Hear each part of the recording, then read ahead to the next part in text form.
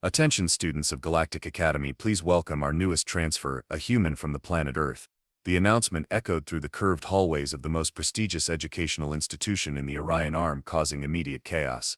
Six-limbed Centaurians dropped their quantum tablets. Gelatinous globites solidified in shock. Even the normally unflappable Vaclarian triplets blinked all 12 of their eyes simultaneously. Jake Matthews, the human in question, stood awkwardly in the principal's office, wondering if he'd made a terrible mistake accepting this cultural exchange opportunity.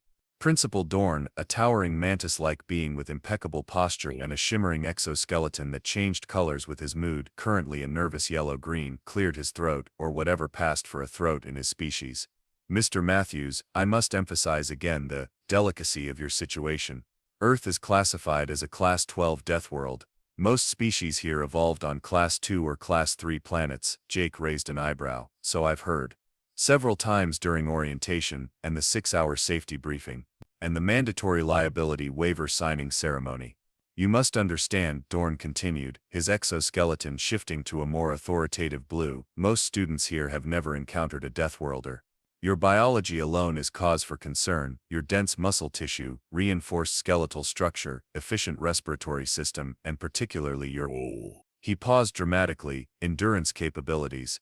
Jake suppressed an eye roll. I promise not to outlast anyone to death. This is precisely the inappropriate humor I'm concerned about. Dorn's color flashed alarmed orange. The fact that your species evolved on a planet with such high gravity, atmospheric toxins, extreme temperature variations, and persistent predators makes you potentially dangerous too. Look, Jake interrupted. I just want to get through the semester without causing an interstellar incident. I'll be careful. Dorn's assistant, a floating orb named Pip who communicated through holographic emojis, projected a skeptical face. Very well, Dorn relented. Your student guide should be arriving momentarily. Please remember our primary rule, no running. Ever. The cardiovascular shock alone could hospitalize half the student body. As if on cue, the office door slid open with a soft hiss, revealing a slender blue-skinned being with 4 arms and large luminescent eyes. This is Calix, Principal Dorn said. One of our most adaptable Lumeri students. Hi there. Calix's voice was melodic, almost sing-song. I volunteered to show you around. We've never had a Deathworlder before, it's so exciting. Jake smiled, trying to appear as non-threatening as possible. Thanks for not being terrified of me. Oh, I'm absolutely terrified, Calix replied cheerfully. All 4 hands fidgeting with an iridescent scarf. But my species processes fear as curiosity, so it works out great. As Jake followed his new guide out of the office, he caught snippets of alarmed whispers from students pressing themselves against walls to maintain maximum distance. Is it true they drink dihydrogen monoxide? I heard they sleep horizontal, like they're dead. My cousin said humans can regenerate limbs. No, that's just their epidermis, but they shed it constantly. Jake sighed. It was going to be a long semester. The cafeteria was a marvel of xenogastronomic engineering. Hundreds of different atmospheric bubbles containing species-specific food dispensers lined the walls. Jake stared at the holographic menu hovering above his designated oxygen breather section. What's a nutritional approximation disc? He asked Calix, who was busy absorbing light through specialized patches on her skin, apparently lunch for her species. Oh, that's what the AI thinks human food looks like. Calix explained. We don't get many Deathworlders, so it's guessing. Jake tapped the option and watched as a perfectly circular brown disc materialized on his tray. He sniffed it cautiously. It smells like cardboard and sadness. That's the spirit. Calix chirped. Most exchange students cry on their first day. Jake took a reluctant bite. Tastes like protein powder, wet, and broken dreams. He glanced around the cafeteria where students representing dozens of species were staring at him with expressions ranging from curiosity to horror. Why is everyone watching me eat? Most species here digest through absorption or photosynthesis. Calix explained. Your whole mechanical breakdown followed by internal chemical processing thing is considered primitive. Great, Jake muttered. I'm basically performing a freak show by having lunch. A small reptilian creature with iridescent scales slithered up to their table. Is it true you have bones inside your body? It asked without introduction. Trill, Calix admonished. You can't just ask someone about their internal support structures. Sorry, Trill's scales flushed pink with embarrassment. I'm taking xenobiology and we're studying evolutionary anomalies. That's me, Jake said dryly. Walking anomaly. Actually, the walking part is especially interesting. Trill continued, oblivious to social cues. Bipedal locomotion is incredibly inefficient, yet somehow, the conversation was interrupted by a school-wide announcement. Attention students, mandatory physical fitness assessment tomorrow. All xenotypes report to Gymnasium Alpha at third rotation. A collective groan echoed through the cafeteria, cutting across species barriers in a universal display of student solidarity. What's the big deal? Jake asked. Calix's luminescent eyes dimmed slightly. Coach Grack takes these assessments very seriously. He's a chronon, they value physical prowess above all else. One of the few near Deathworlders teaching here. Trill added, Class 8 planet of origin. Well, at least I won't be at a disadvantage, right? Jake said, attempting optimism. The awkward silence that followed was broken by the arrival of an imposing figure at their table, a hulking silicon-based lifeform with crystalline protrusions and glowing veins of what appeared to be magma. So the creature rumbled, voice like grinding tectonic plates, this is the Deathworlder everyone's talking about. Thrax, Calix whispered to Jake, captain of the 0G Gravball team. Kind of a big deal. Jake stood and extended his hand out of habit. Nice to meet you. Thrax stared at Jake's outstretched hand like it was a weapon. Just remember, human, I'm the apex lifeform at this academy. Your Earth might be Class 12, but my homeworld orbits a neutron star. Technically, Trill interjected. Earth has a much higher biomass diversity index and nobody asked you. Scale skin, Thrax interrupted before turning back to Jake. See you in gym class, Deathworlder. Hope your fragile water-based composition can handle it. As Thrax stomped away, Calix's skin pulsed with concerned blue patterns. That could have gone better. Jake sighed and poked at his sad food disk. So now I've got a bully who's literally made of rocks. Perfect. Look on the bright side, Trill offered. At least you'll make xenobiology class interesting. We're dissecting a Terran frog tomorrow, and you're practically a giant version of one. Jake dropped his head to the table with a thud, alarming several nearby gaseous entities who weren't familiar with the concept of self-inflicted percussive therapy. It was definitely going to be a long semester. News of the human's presence spread through the academy faster than a quantum entanglement cascade. By morning, the rumors had evolved from dangerous Deathworlder to unstoppable killing machine who breathes fire and secretes acid. Jake found evidence of this reputation shift when he entered his dormitory's common area and 3 floating gas bag entities immediately evacuated through the ceiling vents. Don't mind the errands, Calix said, appearing with a datapad. They think all solid beings are too dense, both physically and mentally. Great, Jake muttered. What's on the agenda today? Preparing you for gym class, Trill announced, slithering in with several holographic charts. I've been researching human physiology all night. Fascinating stuff. Your species is basically held together by liquid electricity and stubborn optimism. Jake couldn't argue with that assessment. According to my calculations, Trill continued, projecting a 3D model of Jake's skeletal structure, you possess several advantages in a Class 2 gravity environment. Like what? Jake asked. Well, your muscle density alone means you could potentially jump 3 times higher than on Earth. Your endurance capabilities would seem almost supernatural to most students, and your reaction time. Wait, Jake interrupted. Are you saying I'm basically Superman here? Calix tilted her head. I don't understand that reference, but if you mean significantly stronger than most lifeforms present, then yes. That's why everyone's terrified. Which brings us to this, Trill said, projecting an image of a massive reptilian creature with 4 arms and armored scales. Coach Grack, Chronons evolved on a high-gravity world with toxic atmosphere. Not quite Earth level, but close. He's the only faculty member who won't be intimidated by you. Jake studied the image. He looks intense. Chronons respect strength above all, Calix explained. The fitness assessment is his way of establishing the natural order. Students are ranked by physical capability. It determines your status for the rest of the year. And let me guess, Jake said. Thrax usually ranks at the top. Precisely, Trill nodded. Silicon-based lifeforms have incredible density and durability. But the reptilian student's eyes gleamed with scientific excitement. Theoretically, your adaptations could prove superior. Great, Jake said. So I've got the school bully gunning for me, and now you're suggesting I show him up in front of everyone. How is that helpful? Calix's skin rippled with thoughtful purple patterns. Perhaps you could not perform at full capacity, deliberately score in the middle range. Jake considered this. You mean sandbag it? I don't know. Their strategy session was interrupted by a notification ping. A holographic message materialized. Human subject Math report to medical for pre-assessment evaluation. That's strange, Calix said. Nobody else gets pre-screened. It's probably because they've never had a Deathworlder before, Trill reasoned. They need baseline data. The medical bay was a sterile white chamber filled with technology Jake couldn't begin to identify. A hovering medical drone scanned him from multiple angles. Remarkable, said a voice. A tall, willowy being with translucent skin through which complex circulatory systems were visible glided into view. I am Dr. Lumi, xenophysiologist. You must be our human. That's me, Jake confirmed. The walking biohazard, apparently. Dr. Lumi's internal fluids changed from blue to amused pink. Hardly. Though your biology is fascinating. Your cardiovascular system alone would be considered a superpower on most worlds. So I've been told. I'm concerned about the assessment, Dr. Lumi continued.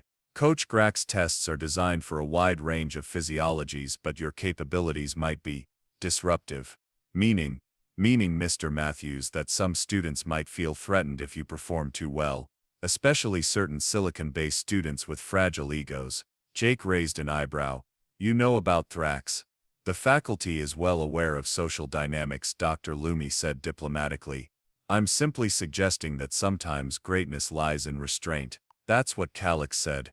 Lumi, you're insightful, Dr. Lumi nodded. Now, let me take some baseline readings. These will help us ensure nothing unexpected occurs tomorrow. As the doctor recorded Jake's vitals, the medical bay doors slid open to reveal Coach Grack himself, even more intimidating in person than in the projection. So this is the Deathworlder, Grack rumbled, circling Jake like a predator. Smaller than I expected.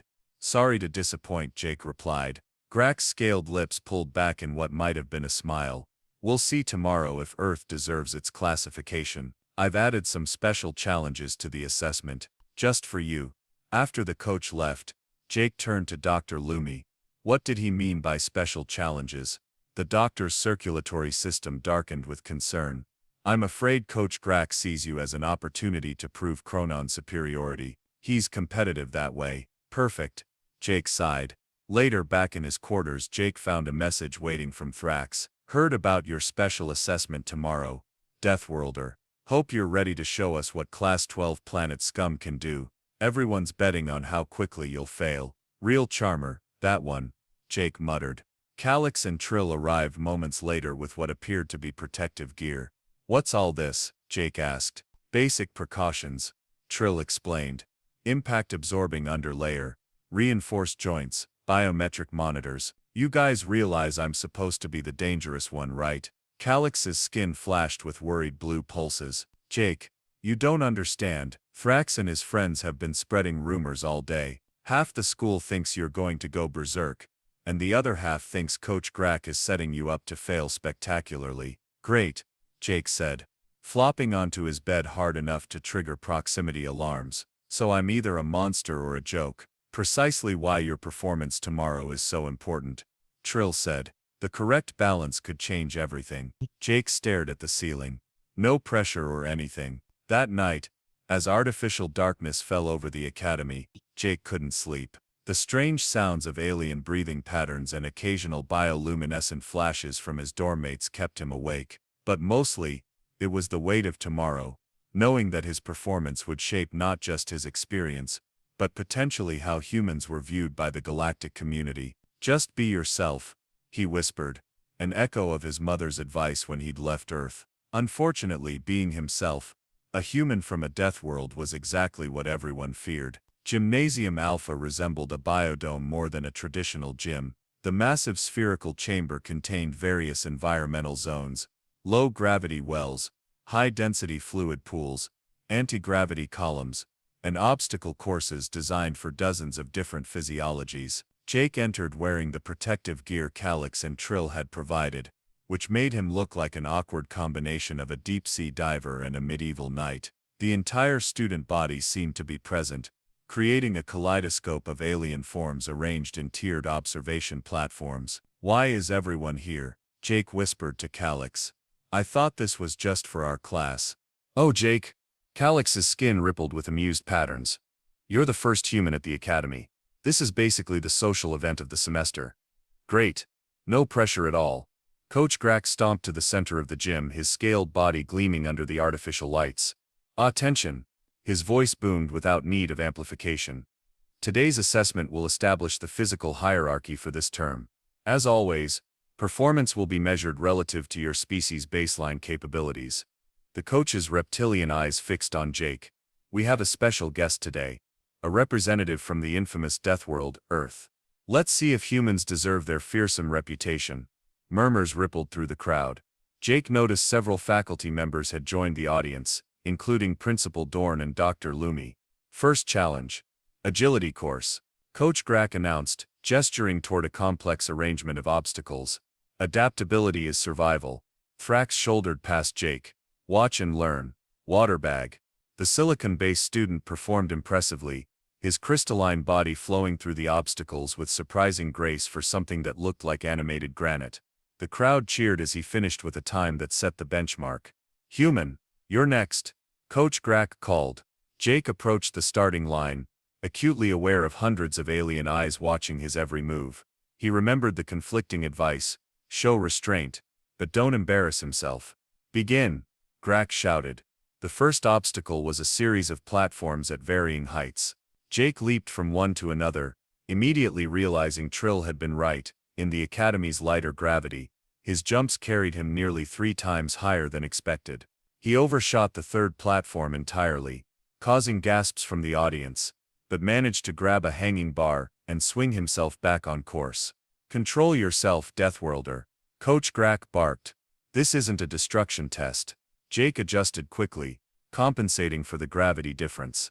The next section required crawling under electrified barriers that hummed ominously.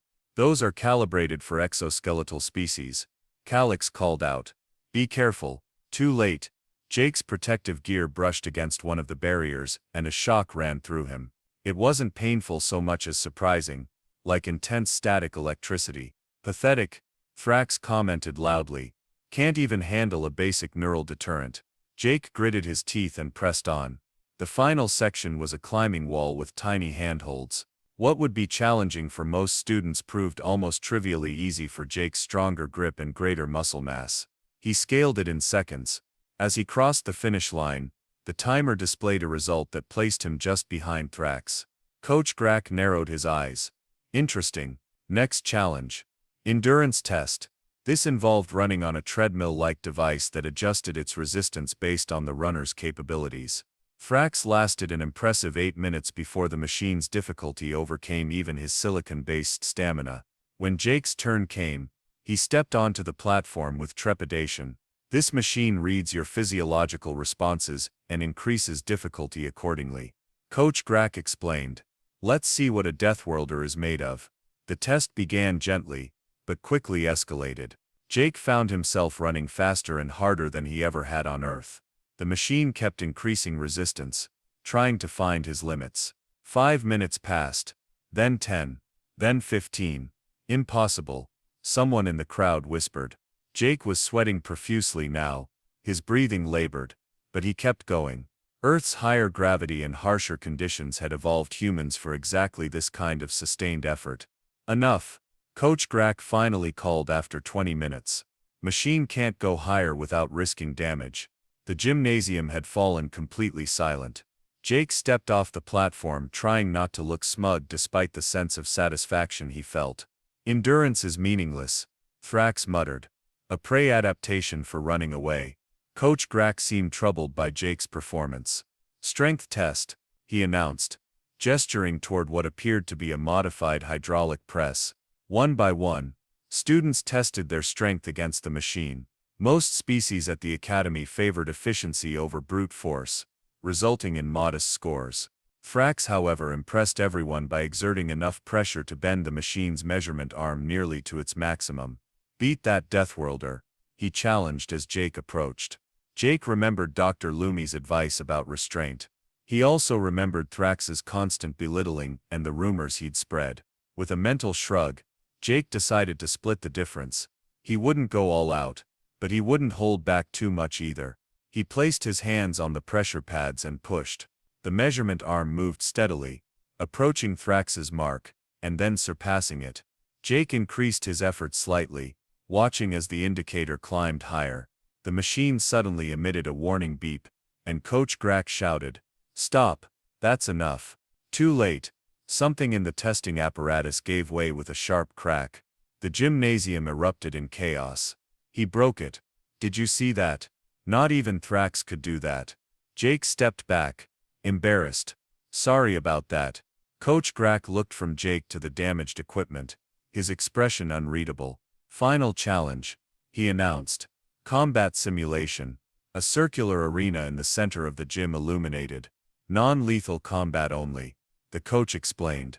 First to yield loses. Thrax as our previous champion, you select your opponent. Thrax's crystalline eyes fixed on Jake. I choose the Deathworlder. Of course he did. Jake stepped into the arena reluctantly. I don't think this is a good idea. Scared human. Thrax taunted. No, I just don't see the point in begin. Coach Grack shouted. Thrax charged immediately, his silicon body glinting menacingly. Jake sidestepped, surprised again by how easily he moved in the lighter gravity. Stand still and fight.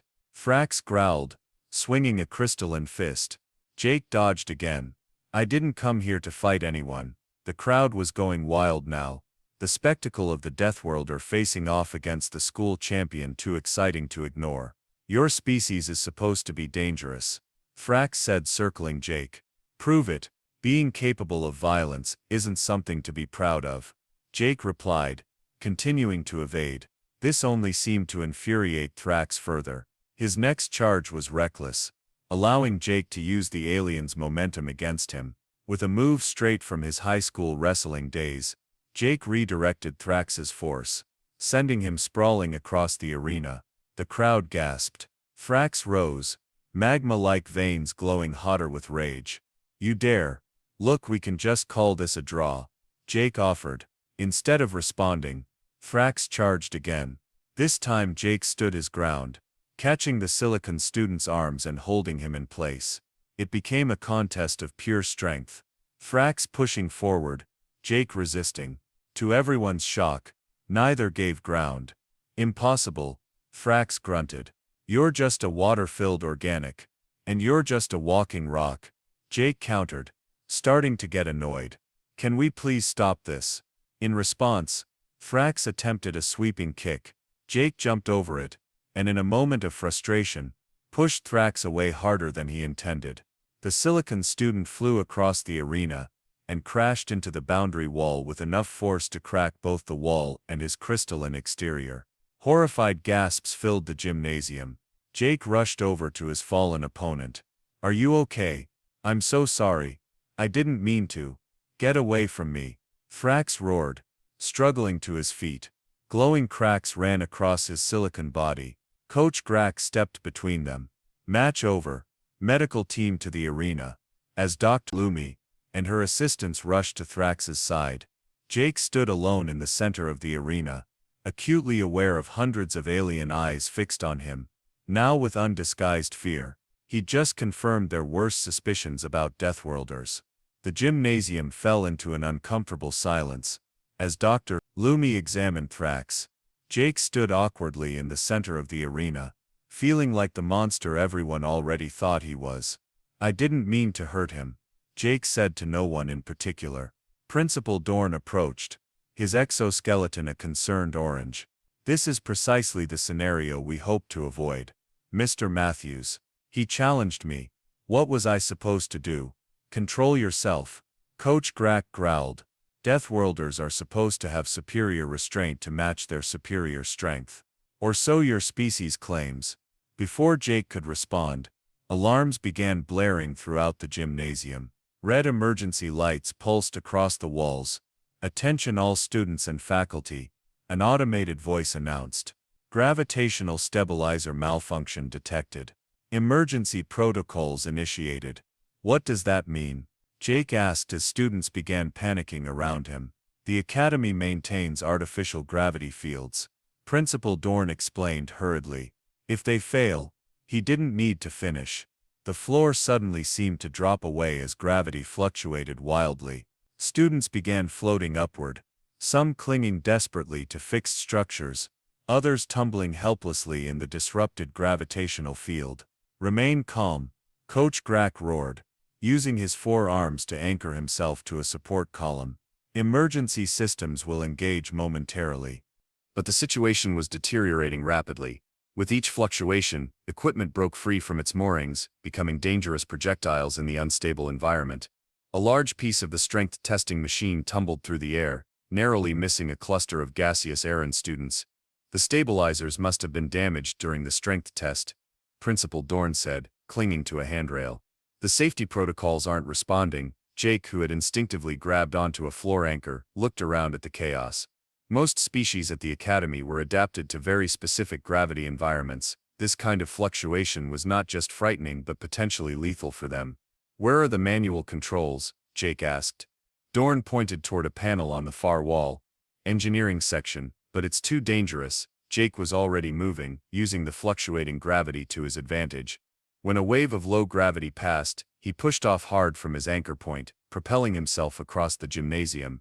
As gravity briefly intensified, he grabbed a structural beam, then pushed off again when it lightened.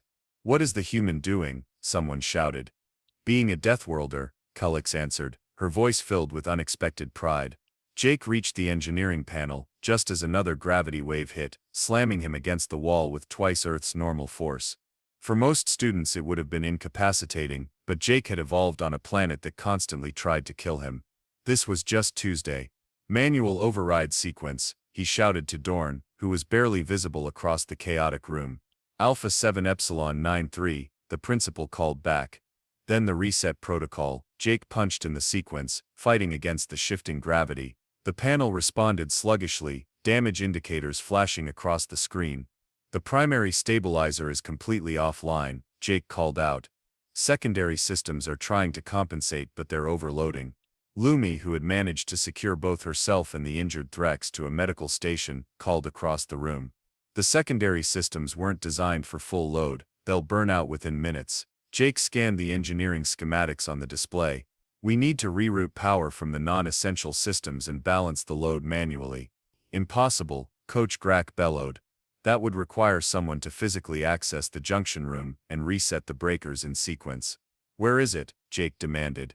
Principal Dorn's exoskeleton turned a pale, worried blue. "Below us, but in these conditions." Another violent gravity shift sent several pieces of equipment crashing into the walls. A support beam groaned ominously. "The structural integrity is compromised," Dr. Lumi shouted. If the main supports fail, she didn't need to finish. Everyone understood the stakes. "I'll go," Jake said. "Impossible," Coach Grack growled. "Even a chronon couldn't survive the gravity fluctuations in the maintenance tunnels. They're amplified there due to the proximity to the generators." "Good thing I'm not a chronon," Jake replied. "I'm a human from Earth, a Class 12 Deathworld, remember? This is what we're built for." Before anyone could protest further, Jake had pried open the maintenance hatch in the floor. As he prepared to enter, a crystalline hand grabbed his arm. Wait. It was Thrax, his silicon body still showing glowing fractures from their earlier confrontation. "You'll need this." He handed Jake what appeared to be a small device, personal gravity dampener. "It won't stop the fluctuations, but it might keep them from crushing your fragile organs." Jake looked at him in surprise. "Thanks. Don't thank me yet, Deathworlder. If you fail, we all die."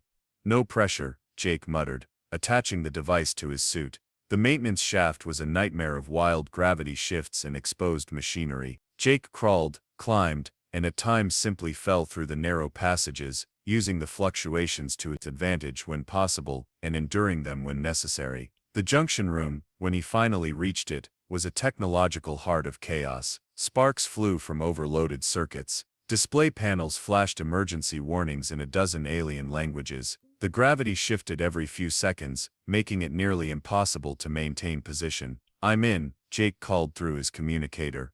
"What now?" Principal Dorn's voice came through, broken by static. "The main breaker, reset sequence, then reroute. Auxiliary power." The transmission cut out as another gravity wave hit, this one strong enough to slam Jake against the ceiling, then the floor, then the ceiling again in rapid succession. His protective gear absorbed some of the impact, but pain still lanced through his body. This was beyond what even a Deathworlder was designed to handle.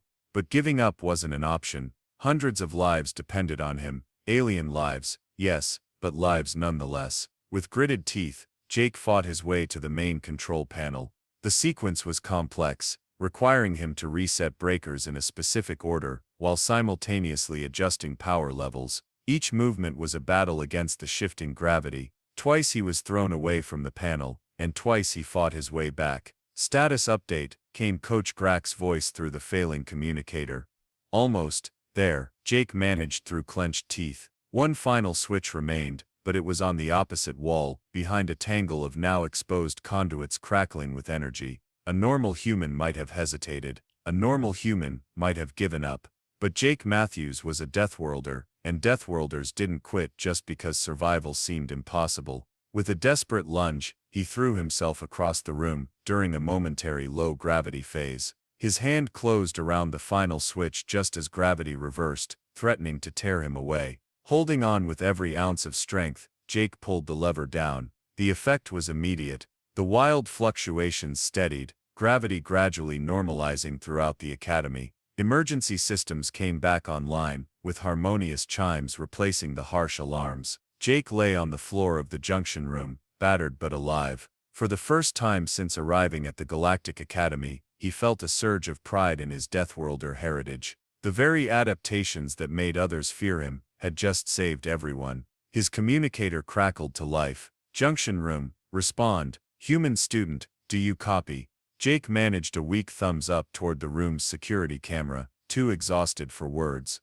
The journey back through the maintenance tunnels was considerably easier with stable gravity. When Jake finally emerged into the gymnasium, he was met with an unexpected sight, the entire student body waiting in silence. For a moment, no one moved. Then, hesitantly at first, but with growing enthusiasm, they began to make sounds, chirps, hums, flashing bioluminescent patterns, telepathic waves of emotion, each species' unique way of showing appreciation. They were applauding him. Principal Dorn approached, his exoskeleton now a pleased purple. "Mr. Matthews, your actions today were extraordinary." "I just did what anyone would do," Jake said, wincing as he stood. "No," came Thrax's voice, as the Silicon student stepped forward.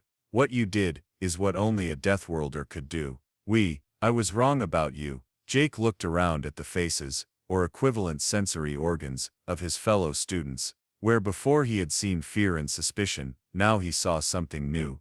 "Respect, perhaps, Doctor," Lumi said, scanning Jake with a medical device. "Being a Deathworlder isn't about being dangerous. Perhaps it's about being able to survive danger, and help others survive it too."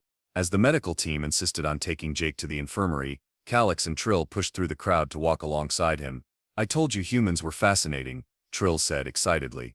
"The way you used the fluctuating gravity patterns to your advantage was brilliant. And terrifying," Calix added, her skin pulsing with admiring patterns. "Gloriously terrifying," Jake couldn't help but smile. "So, does this mean I passed the physical fitness assessment?" 2 weeks after the gravity incident, as it had come to be known in Academy lore, life had settled into a new normal for Jake Matthews. He walked through the curved hallways no longer faced with terrified stares and whispered rumors. Instead, he received respectful nods, curious waves, and occasionally requests to demonstrate Deathworlder abilities.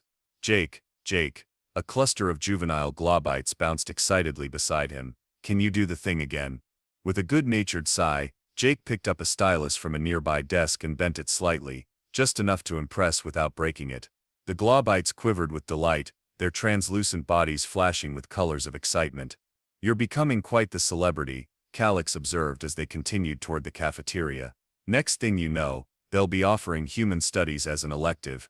"Actually," Trill interjected, slithering alongside them with a datapad, "Principal Dorn is considering exactly that." "I've volunteered to help develop the curriculum," Jake groaned. "Please tell me it won't involve physical demonstrations." "Of course not," Trill assured him. "Just detailed anatomical diagrams, physiological stress tests, and perhaps a few tissue samples." "No," Jake and Calix said simultaneously. The cafeteria had undergone its own transformation. Jake now had a dedicated Earth-compatible food synthesizer, programmed with actual human recipes. Principal Dorn had insisted on it after Jake's heroism, claiming it was the least we can do for our Deathworld ambassador. As they sat at their usual table, now considerably more crowded with curious students of various species, Thrax approached. The silicon student's crystalline body had mostly healed, though faint lines still marked where the fractures had been. "Matthews," he said with a nod that seemed to require great effort. "The xenobiology project teams are being assigned today." Jake nodded cautiously. Their relationship had evolved from antagonistic to cautiously respectful, but they weren't exactly friends. "I thought perhaps," Thrax continued stiffly, "given your unique insights into surviving hostile environments, you might consider joining my research group. We're studying adaptive evolutionary responses to extreme conditions." From Thrax, this was practically a declaration of undying friendship. "Sure," Jake said, fighting to keep a straight face. "Sounds interesting."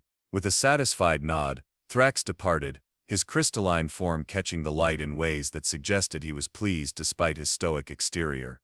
"Did that just happen?" Jake asked once Thrax was out of earshot. The mighty Thrax requesting a Deathworlder's assistance. Calix's skin rippled with amused patterns. "The Academy may never be the same." "Speaking of changes," Trill said, pulling up a news feed on their datapad. "Have you seen the latest from the Galactic Education Council?" The headline scrolled across the screen. "Earth officially invited to join Interstellar Academic Exchange Program. Deathworld adaptations recognized as valuable contribution to galactic knowledge." Jake stared at the news in disbelief. "Because of me, your actions during the gravity incident provided compelling evidence that Deathworlders have much to offer," Trill explained. "The Council is considering revising the entire classification system to focus less on planetary danger levels and more on the adaptive benefits they produce." Plus, Calix added, "Coach Grax submitted the most glowing physical assessment I've ever seen. He's apparently developing a new training program based on Deathworld principles of endurance and adaptability." Jake smiled. "So I've gone from terrifying monster to fitness guru. That's progress, I guess." "More than that," Calix said, her voice suddenly serious. "You've changed how the entire Academy, maybe even the galaxy, views Earth and humans. That's no small thing." As if on cue, Principal Dorn's voice came over the announcement system. "Attention all students and faculty. Please join me in welcoming our second human exchange student, arriving today from Earth." The cafeteria erupted in excited chatter. Jake nearly choked on his finally edible food. "Another human," he sputtered. "Already? Your success accelerated the program considerably," Trill explained. "Principal Dorn is quite eager to establish Earth as a permanent participant in the exchange." The cafeteria doors slid open to reveal Principal Dorn's mantis-like form, accompanied by a human girl with dark hair pulled back in a practical ponytail, and an expression that suggested she was ready for anything the galaxy might throw at her. "Everyone," Principal Dorn announced, his exoskeleton, a pleased purple, "please welcome Elena Rodriguez, our second Earth representative." Jake stood up, feeling a strange mix of excitement and protective concern. He knew exactly what she was walking into. Elena spotted him immediately, not difficult when he was the only other human in a sea of aliens, and made her way toward his table. "So," she said with a grin that suggested she'd already heard stories, "you're the famous Deathworlder who broke the gym, terrified the student body and saved the Academy from gravitational collapse." "That's a pretty accurate summary," Jake admitted, extending his hand. "Jake Matthews." She shook it firmly. "Elena Rodriguez. So what's the deal here? Are they still afraid we're going to accidentally crush them or something?" "Not exactly," Jake said, glancing around at his now diverse group of friends. "They've figured out that we're dangerous mainly to things that threaten what we care about." "And what's that?" Jake gestured to the Academy around them. "Right now, this place, these people." Turns out being a Deathworlder isn't just about surviving, it's about helping others survive too. Elena nodded thoughtfully. "I can work with that." She leaned in conspiratorially. "So, between us Deathworlders, how's the food?" "Improving," Jake laughed.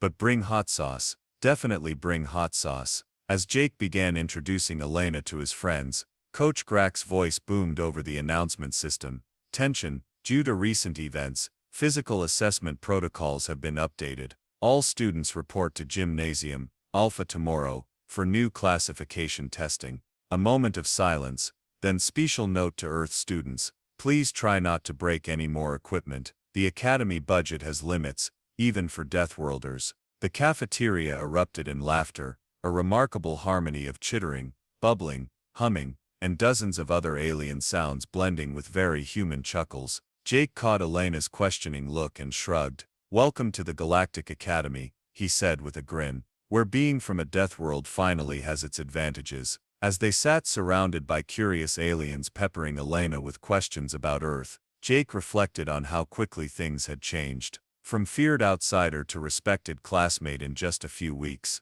Perhaps that was the greatest Deathworld adaptation of all, the ability to not just survive, but to thrive wherever they found themselves in this vast, strange universe. That, and the unbeatable party trick of bending styluses to impress globites.